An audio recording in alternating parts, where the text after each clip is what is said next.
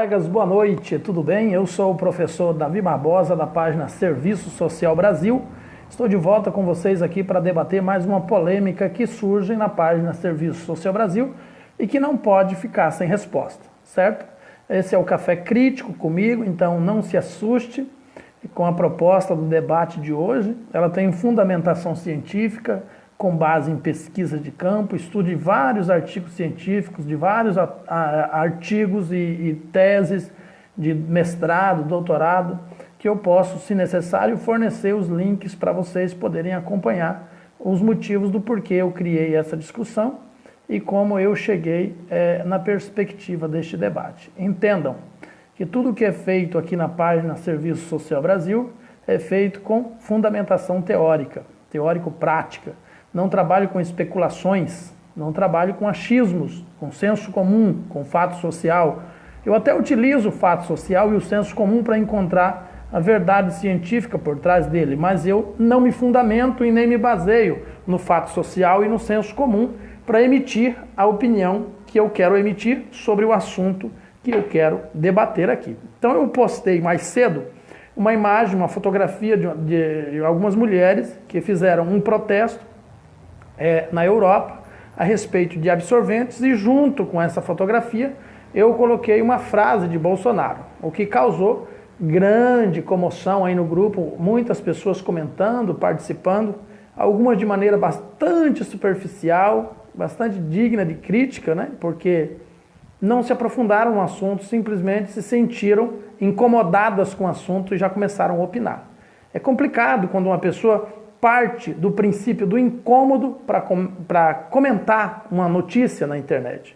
Seria importante, principalmente aqui nessa página, que é de assistentes sociais, que ao ver uma notícia que te choca, que te espanta, que te assusta, que mexe com seus instintos, você antes de emitir a sua opinião, procurasse estudar o assunto, se aprofundar no assunto, para não passar vergonha. Tem muita gente passando vergonha aqui na página. E depois tem vários mestres e doutores aqui que frequentam a página, que são inclusive administradores da página, que não se identificam, mas vão lá e respondem a pessoa à altura. Eles têm total autonomia para responder. Eu não posso impedi-los de responder. Eu ia sair da página, mas muita gente, mais de 1000 pessoas vieram pedindo: professor, não saia da página. Eu ia abrir uma página particular para mim, para evitar esses confrontos aqui.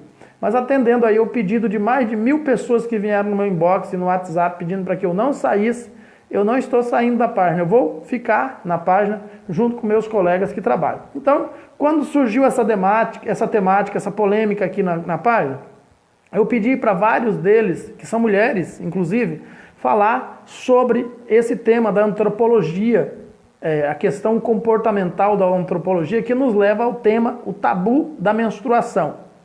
Só que ninguém quis.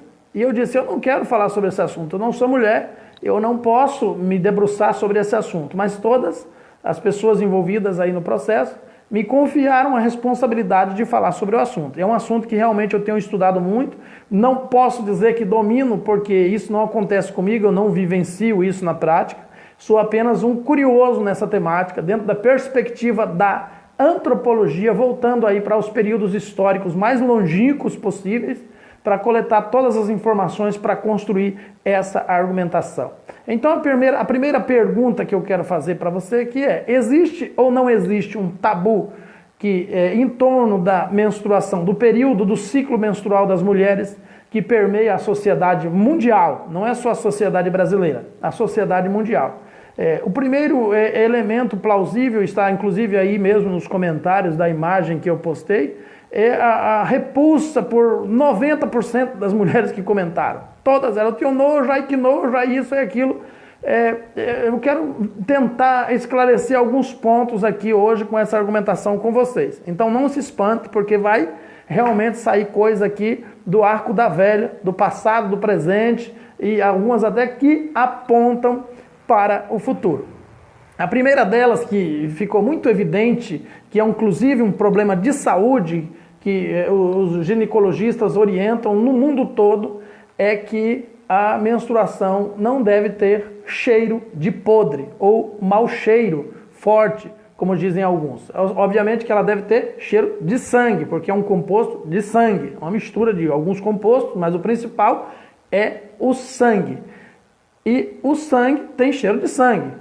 Então, esse sangue que sai da menstruação, ele não sai podre, como afirmam alguns. A menstruação não é podre. Se a sua menstruação, essa informação que eu estou passando agora é informação de ginecologistas. Se ela está saindo com mau cheiro, é porque existe algum problema associado. Ela, por si só, não deve ter mau cheiro. Algum outro problema deve estar ocasionando esse mau cheiro. E algum dos principais motivos da menstruação ficar com cheiro forte é a utilização própria do absorvente, que cria um ambiente úmido, quente, durante 4 ou 5 horas, é praticamente uma sauna, praticamente um forno para azedar aquele sangue endométrico que está armazenado ali dentro daquela esponja, misturado com outros produtos químicos em reação. O corpo humano é perfeito, uma máquina perfeita, para quem acredita em Deus aí, feita por Deus, para quem acredita no evolucionismo, no darwinismo, uma construção da evolução das espécies, que vem, enquanto cientista a gente afirma assim, que vem chegando até hoje, evoluindo durante milhares de anos de forma perfeita. Então, só para esclarecer, menstruação, de fato saudável, não fede, cheira sangue, mas não fede. Então pare com essa afirmação de senso comum, de fato social, que te leva ao nojo, dizendo que menstruação fede. Aí nós vamos para o segundo ponto. Você sabia que a mulher já foi submetida a cárcere privado durante muitos séculos enquanto estava menstruada? Sabia disso? Vocês mulheres aí que têm nojo da menstruação, que sentem repulsa pela menstruação, que foram manipuladas pelo sistema, domesticadas pela sociedade. Ontem eu estava em aula aqui, numa pós-graduação que nós estamos fazendo, e tinham 30 pessoas na turma. 29 das 30 pessoas que estavam estudando na mesma sala comigo disseram que o preconceito é fruto da individualidade. Eu fui o único na sala de aula que afirmou que o preconceito é fruto das construções sociais, da sociedade, das relações sociais. Ou seja, o preconceito nasce da sociedade, o tabu nasce da sociedade, ele não é criado e mantido por um sujeito. Quando o sujeito nasce, ele não nasce como o cara que vai criar o preconceito. Quando ele é um bebezinho, nasceu, cresceu, virou criança, ele não nasceu como o cara que vai criar o tabu, que vai criar o senso comum, que vai criar o ditado popular, que vai entrar para os livros de história, que vai compor todos os adágios populares que vão compor as construções sociais daquela região. Não é o cara que cria, é a sociedade quem cria. Ou seja, o sujeito não nasce preconceituoso, ele não nasce cheio de tabu, ele não nasce cheio de fatos sociais e sensos comuns. Ele absorve das suas relações, nas suas vivências. Elas já estão construídas ou estão sendo construídas pela coletividade, o indivíduo as absorve.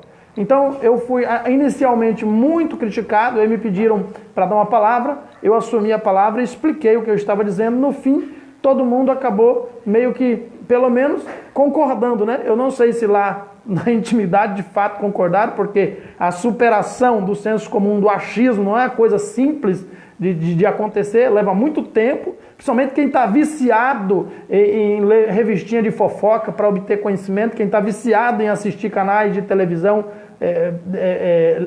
de canais abertos para absorver conhecimento, nos leva a essas contradições.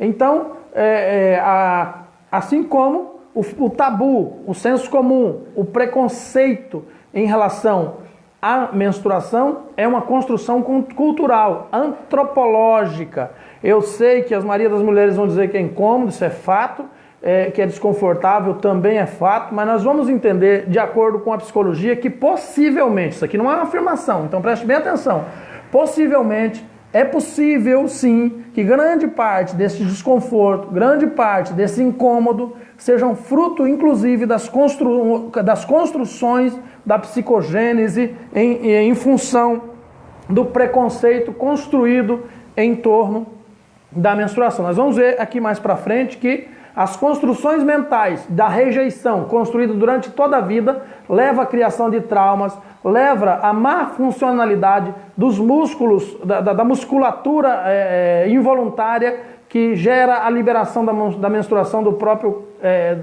ovário, do útero, desculpe, do próprio útero, ali, que levam ao mau funcionamento dessas construções musculares, desses músculos, que são os músculos involuntários, que liberam o sangue a saída deste sangue. E, então são várias questões que levam às construções mentais. Olha, se as sinapses cerebrais são responsáveis pela construção e desenvolvimento e amadurecimento do corpo, por que um tabu, um preconceito sobre uma determinada coisa, um estabelecimento de nojo? São quantos comentários que eu li hoje, quantos testemunhos de pessoas vindo ao teu WhatsApp dizendo, professor, nossa, como essa discussão é importante, fale sobre ela, porque eu desde criança fui traumatizado pela minha mãe, pelas minhas tias, eu não podia ir para a escola, eu sentia vergonha, eu sentia nojo, eu morria de vergonha na escola, e quando eu estava menstruada eu não conseguia nem estudar, não conseguia prestar atenção na aula, tomando o maior cuidado para não expor aquele incômodo que estava em mim, para não ser vitimizada, não ser, sofrer bullying na escola, sofrer em função da menstruação a violência psicológica. Então a violência psicológica é um problema muito grave, está relacionado com a menstruação. A própria sexualidade. Nós temos no Brasil hoje segundo estudos de sexólogos, cerca de quase 50% das mulheres que nunca tiveram um orgasmo. Um orgasmo, como é que a gente pode afirmar, dentro da perspectiva do conhecimento científico, que essa falta da libido, do desenvolvimento da libido, não esteja diretamente ligada com as questões traumáticas relacionadas ao preconceito e ao tabu que aconteceram durante a menarca, as primeiras menstruações da mulher, lá na infância, como ela foi tratada, como é que ela foi acolhida, como foi a afetividade. Nós trabalhamos com afetividade no serviço social, restauração de vínculos afetivos. Como é que uma criança, uma adolescente que menstrua pela primeira vez, e nós temos casos aí de meninas que menstruam com 8 anos, 9 anos de idade, 10 anos de idade, como é que elas são recebidas na sociedade quando isso acontece, no próprio seio familiar, como é que elas são tratadas, como é que essa construção de empoderamento, de emancipação, de protagonismo dessa pessoa é feita nessa perspectiva. Ela é ensinada que é algo sujo, que é algo nojento, que é algo desprezível, que é algo que inferioriza a mulher, que diminui o seu papel na sociedade, que a torna incapaz de realizar tarefas domésticas. Veja como isso é profundo. Então eu lamento ver pessoas que tenham vindo no post dizer, para que isso? Isso é irrelevante. Isso é irrelevante. Não, Rose Moreal. A menstruação é um fenômeno biológico, você está certo nesse ponto, e deve ser tratada como tal, sim, mas não é só isso, Rose. A menstruação é um fator antropológico, é um fator social, é um fator de empoderamento, é um fator de relações sociais, de construção social, de construção familiar, é um fator também de depressão, é um fator também de inferiorização da mulher, de abandono afetivo por parte das famílias e várias outras questões levadas à saúde. A menstruação também é questão de saúde psicológica, é questão de saúde biológica, saúde física, é questão de saúde mental, é questão de discussão científica. Por isso que nós estamos aqui. Agora eu fico pensando como é que uma pessoa entra numa imagem como essa, que foi postada obviamente com a intenção de provocar a maior repercussão possível, e diz que isso não é importante. Nós que trabalhamos com a restauração de vínculos afetivos fragilizados, nós que trabalhamos com essa perspectiva do empoderamento da mulher, do protagonismo da mulher num cenário machista. Então eu esperava realmente que uma mulher tivesse a incumbência de falar sobre esse assunto e não eu. Então por isso que eu estou fazendo uma abertura, buscando aporte teórico lá nas outras ciências, né? Nas outras teorias, como por exemplo, acabei de citar aqui já a antropologia dentro do entendimento do que seja menstruação, a sexologia dentro da perspectiva dos sexólogos, acabei de abrir aqui também a perspectiva da psicologia no entendimento próprio do Freud, que vem dizendo nos seus escritos que a criança já começa a desenvolver a sua sexualidade desde o útero da mãe e continua desenvolvendo a sua sexualidade. Então, como é que essa criança, essa menina de 8 anos para cima, que apresenta aí a sua primeira menstruação, como é que ela vai lidar com isso se a família entende que é uma coisa nojenta, se a mãe acha uma coisa nojenta, uma coisa desprezível, algo simplesmente incômodo, e só isso? Eu entendo que seja um incômodo. Veja bem o que eu estou dizendo, entendo, porque já vi muita gente sofrendo por causa disso, mas a maioria das pessoas que eu vi sofrendo sofrem hoje, porque desde o começo já começou sofrendo e continuou sofrendo. Não houve uma construção psicológica, social, relacional, para levar essas pessoas à superação desse sofrimento. Muito pelo contrário. Esse comportamento de tratar a menstruação como uma coisa nojenta, uma coisa desprezível, só leva a mais sofrimento, só leva a mais segregação, a mais alienação, só leva a mais dor, porque não existe só você, mulher, que se dá bem com a menstruação, ou só você que tem nojo da menstruação. Existem a diversidade, a integralidade, a totalidade dos fatos relacionados a isso é muito grande. Você tem que olhar o sujeito social na sua totalidade. Você, assistente social que está nesse grupo, pense o sujeito social na sua totalidade. E pensar o sujeito social na sua totalidade não é tomar para si como experiência pessoal. Não é o que você sente somente que é importante. O que você sente de fato é importante, você precisa se expressar, reconstruir, refazer. Mas você precisa entender a totalidade. Há mulheres que têm a libido ativada, exponencialidade de libido no período menstrual. Há mulheres que têm problemas de médicos, que têm que tomar remédio, que passam mal, que têm convulsão. Há mulheres que têm outros fatores de enfermidades relacionados, inclusive ao mau cheiro, que eu já falei aqui no início do vídeo, que precisam de orientação e encaminhamento para a saúde para resolver problemas que circundam esse período, que não estão diretamente relacionados à questão da menstruação, mas outros problemas de inflamação e até, às vezes, que Deus livre, mas às vezes até a questão do câncer e de outros problemas no útero e etc. Então existe toda uma realidade social em torno desse tabu que precisa ser superado. A gente precisa falar sobre isso, vocês mulheres principalmente, com a maior naturalidade, com a maior profundidade possível, com a maior abertura possível. Então nós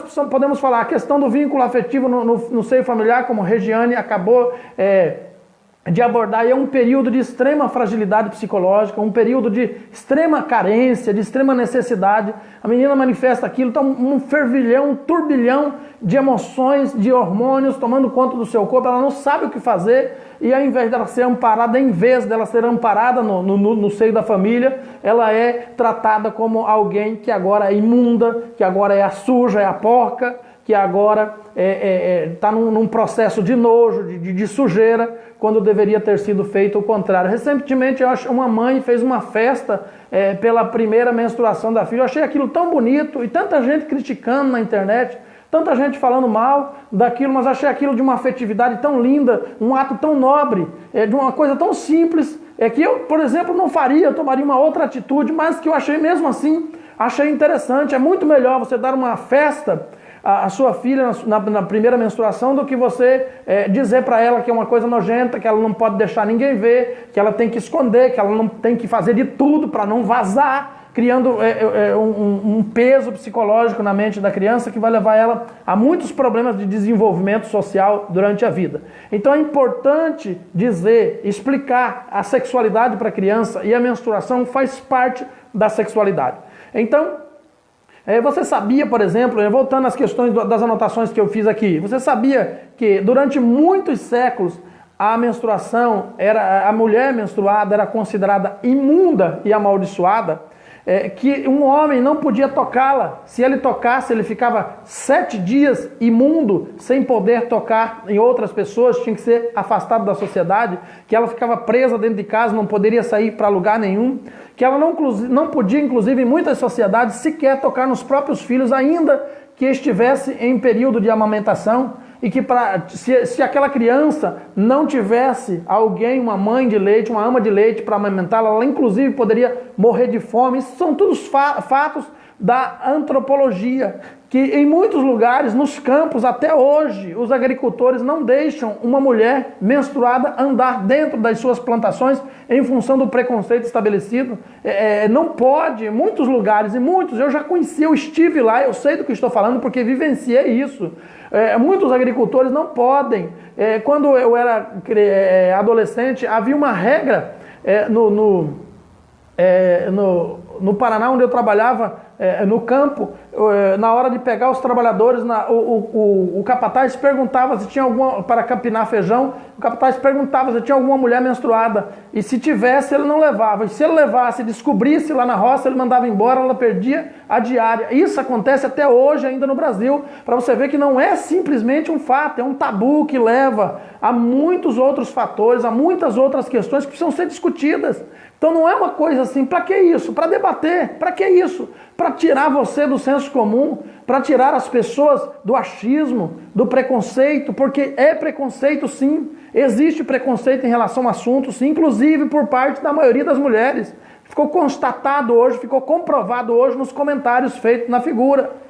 Você sabia que em muitos países da Ásia as mulheres ainda são mantidas em cárcere privado nos dias da menstruação? Atualmente, hoje, nesse momento, tem mulheres presas em muitos países asiáticos, muçulmanos, por causa da menstruação. Não pode sair de dentro de casa, não pode cozinhar, não pode trabalhar, tem que ficar presa, mantida lá pelos dias da sua imundície. É isso que diz a determinação do Shiva e de alguns trechos da Sharia. Estão determinados no mundo judeu, no mundo semita, no mundo muçulmano. Esse princípio, obviamente, que o mundo semita evoluiu muito, então não posso fazer essa afirmação de forma categórica, mas existe ainda essa defesa em torno disso.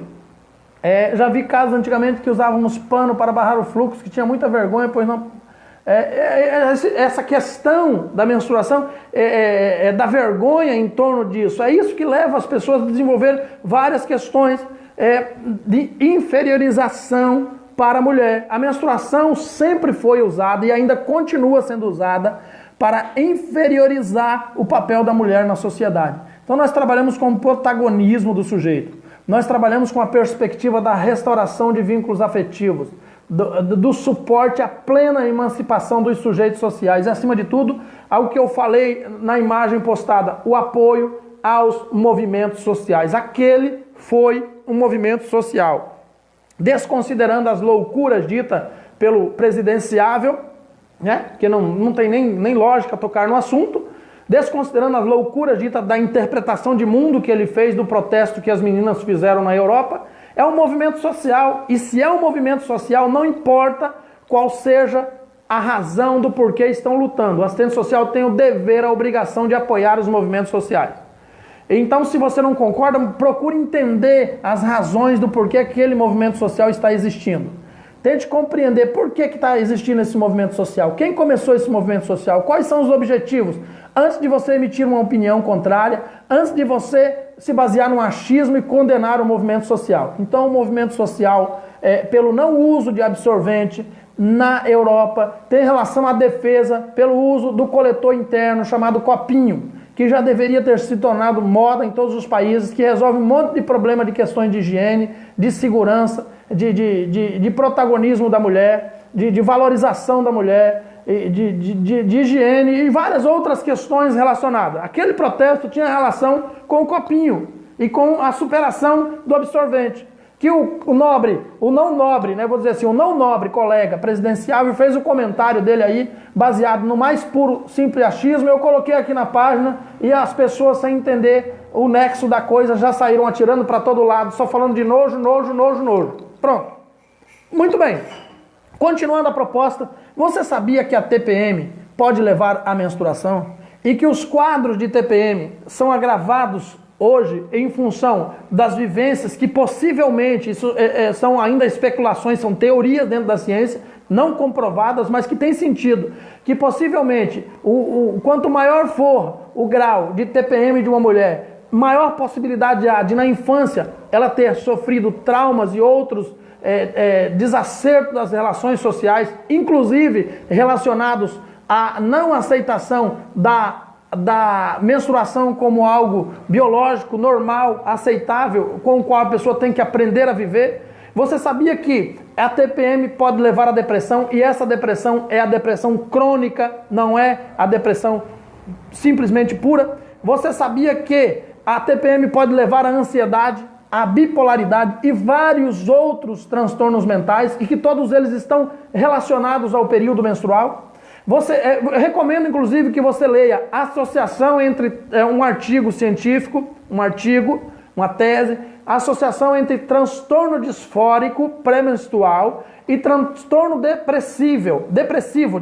transtorno disfórico pré-menstrual e transtornos depressivos de Pires e Khalil. Está lá na Cielo. fácil de achar, você não vai gastar dinheiro não. Clicou, digitou, achou, estudou, superou o senso comum, volta aqui para comentar na página Serviço Social Brasil de forma qualificada, inteligente, racional. Ó, vou aplaudir você como faço quando raramente acontece um comentário fundamentado aqui. É tão bom, gente, quando a gente lê uma coisa que faz gosto você lê, né? Às vezes a leitura escrita até é simples, mas tem fundamento, tem sentido, é tão bom ler. Fico feliz, falo, olha, essa página está sendo útil para alguma coisa. As pessoas estão participando, olha que coisa linda, que coisa maravilhosa. As pessoas estão pesquisando, estão estudando para construir o seu conhecimento. Mas quando vem aqui falar um monte de baboseira, um monte de inverdades, um monte de tolice, a gente fica lendo, assim, meu Deus do céu, chega, dói as vistas, dói o olho, dá preguiça, abre a boca, o que eu estou fazendo aqui, perdendo meu tempo?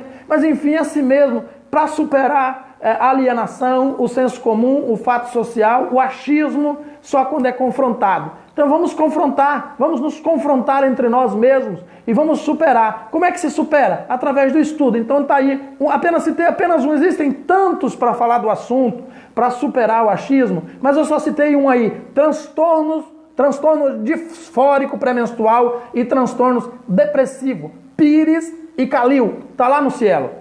Então, eu vou fazer alguma leitura de algumas coisas que eu achei interessante aqui, lembrando a vocês que nós estamos falando hoje de antropologia, uma das matérias estudadas no serviço social, antropologia social. Então é matéria de serviço social, docência de serviço social, o combate ao preconceito também está no projeto ético-político do serviço social, é um dos princípios fundamentais, basilares do serviço social. Então vamos lá, algumas pequenas leituras de alguns textos que eu recortei aqui para vocês. A literatura antropológica sugere que interdições e marcações sobre a menstruação são presentes em todas as experiências sociais conhecidas. Explica aí Daniela Tonelli Manica, professora de antropologia da Universidade Federal do Rio de Janeiro, UFRJ, e autora de Menstruação e Corpo Feminino, uma discussão sobre algum dos embates entre natureza e cultura. Olha que livro maravilhoso para você comprar e ler, hein? E não ficar tirando mais diploma de ignorante na internet. Que coisa linda, hein? Compra o livro aí, lê o livro e se empodera, principalmente você que é mulher, que precisa conhecer a realidade que você vive todo mês e sente nojinho. Ai meu Deus, que nojinho, coitadinha de mim. Para com isso, supera isso. Vamos lá. Toda mulher provavelmente já ouviu falar pelo menos algumas dessas dicas por aí. Acompanha aqui, acompanha aqui. Quando estamos menstruadas, quem está escrevendo lá é Daniela. Quando estamos menstruadas, não podemos, na linguagem de Daniela, não eu, né? Lavar o cabelo, andar descalça ou tomar friagem, passar remédio em ferimentos alheios, porque vai inflamar. Então a mulher menstruada é remosa, né, na linguagem médica. Se ela encostar na pessoa que está com ferimento, a pessoa já está remosa. É igual carne de porco. Então, e a gente vai chegar na questão do porco. Mulher menstruada é igual carne de porco. Se passar remédio em alguém, é fato social, senso comum, cultura popular. Tocar na massa do pão, porque vai estragar a massa do pão. Segurar uma criança, porque senão ela não vai dormir à noite. Comer pimenta, não pode comer pimenta, né? Ferver leite, porque se ferver o leite, estando menstruada, azeda o leite. Comer canela, andar de bicicleta, e aí vai uma lista imensa de coisas que varia muito de uma cultura para outra, né? Que se aplicam como verdade na cabeça das pessoas. Então, continuando alguns recortes que eu fiz aqui, são corpos com útero que menstruam, e estes corpos não se enquadram no modelo universal do ser humano, que é o corpo masculino. Explica a antropóloga. Portanto, a marcação da menstruação como um tipo de fluido corporal estranho, porque é feminino, amplia o seu perigo, o nojo, a abjeção que a ele é atribuída para inferiorizar a mulher enquanto sujeito nas construções sociais. E aí estão dizendo mais coisa aí, né? Remosa, lavar a cabeça. Continuam dizendo aí, mas continuando. Então aí nós chegamos à questão do termo Chico. Quem já ouviu falar aí no famoso Chico, né? O termo Chico é uma das manifestações do tabu, do preconceito relacionado à menstruação da mulher. O termo Chico, por exemplo, pode fazer uma forma fofa de nos referirmos a estes dias aí na linguagem da antropóloga, mas se sua origem for analisada, acaba se tornando mais uma prova do quanto este nojo da menstruação é real. De acordo com a revista super interessante, Chico, em português de Portugal, é sinônimo de porco. E daí vem, por exemplo, a palavra chiqueiro. Já dá para entender, infelizmente, a relação, não é? Então, a mulher está com um porco no meio das pernas. Essa é a linguagem da nossa sociedade, que as mulheres estão defendendo. As mulheres do nojinho, as mulheres que têm nojo, as mulheres que foram domesticadas pelos machistas para lutarem contra a própria classe de gênero. Normalmente são mulheres binaristas, normalmente são mulheres que não aparam a Mata Atlântica e que continuam dentro da mesma perspectiva tradicionalista, conservadorista, de sempre, na manutenção daquilo que é errado, que continua sendo errado e que vai continuar sendo errado enquanto alguém não decida dizer eu quero superar essa questão. Então, minha filha, Chico é porco. Não diga mais que você tem um porco no meio das pernas ou um chiqueiro no meio das pernas, ok? Então vamos lá. A chegada das redes sociais e do copinho. Eu já falei sobre isso lá no início, né? A questão do copinho com as redes sociais e a mais recente onda do feminismo. No entanto, esse cenário começou a mudar. Um dos maiores protagonistas dessa movimentação é o copinho, ou seja, o coletor menstrual.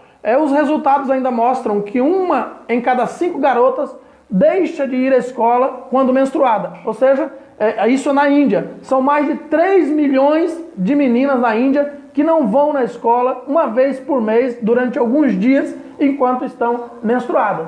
E voltando à questão do copinho, que é uma discussão muito boa que tem sido feita pelo feminismo no mundo todo. Então quem sabe o que passa e pelo que passa são vocês.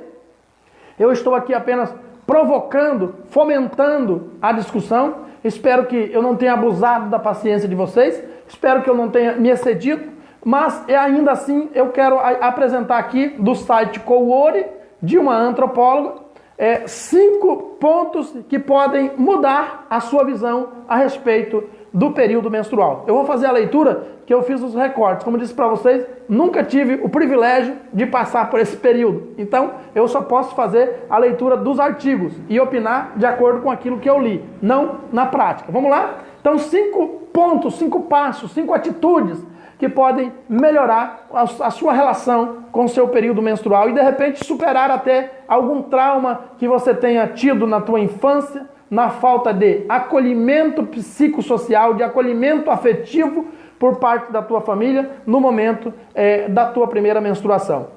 Então vamos lá. Passo número 1. Aprecie a beleza da menstruação. Quando pensamos no sangue menstrual, esquecemos que ele faz parte de um processo natural e até misterioso do corpo humano. E eu diria, aqui pessoalmente, que para mim é o processo mais misterioso, mais sublime que acontece no corpo humano. O sangue menstrual manteve cada um de nós vivo no útero de nossas mães durante 9 meses.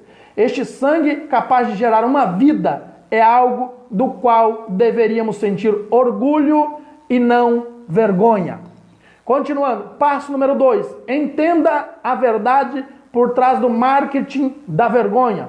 Desde comerciais de absorventes que prometem manter o seu segredo sujo, seguro, atrás de uma saia branca, até sabonetes perfumados com neutralizadores de odor que prometem deixar sua vagina limpa e cheirosa.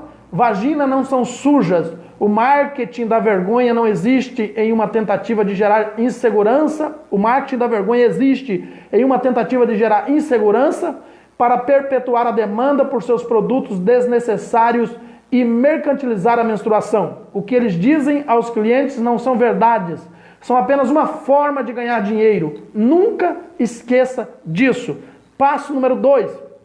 Entenda como a vergonha da menstruação machuca as pessoas. A vergonha da menstruação está em todos os lugares. Ela nunca é aceitável. Nós vemos esta vergonha em todos os lugares e crescemos com ela no dia a dia. Mas tudo isso não é nada se comparado com a realidade vivida em países como a Índia, por exemplo. A menstruação lá é um tabu tão grande que o país se tornou incrivelmente perigoso para mulheres que menstruam. Em algumas partes da Índia, a educação menstrual é tão fraca que chega a ser perigo na vida de meninas. Elas têm tanta vergonha até de pedir panos limpos às suas mães que acabam tendo sérias infecções por este motivo. Em um desses casos, uma menina de 13 anos teve que fazer uma cirurgia para remover o útero, um procedimento que a deixou marcada para o resto da vida como uma mulher estéril.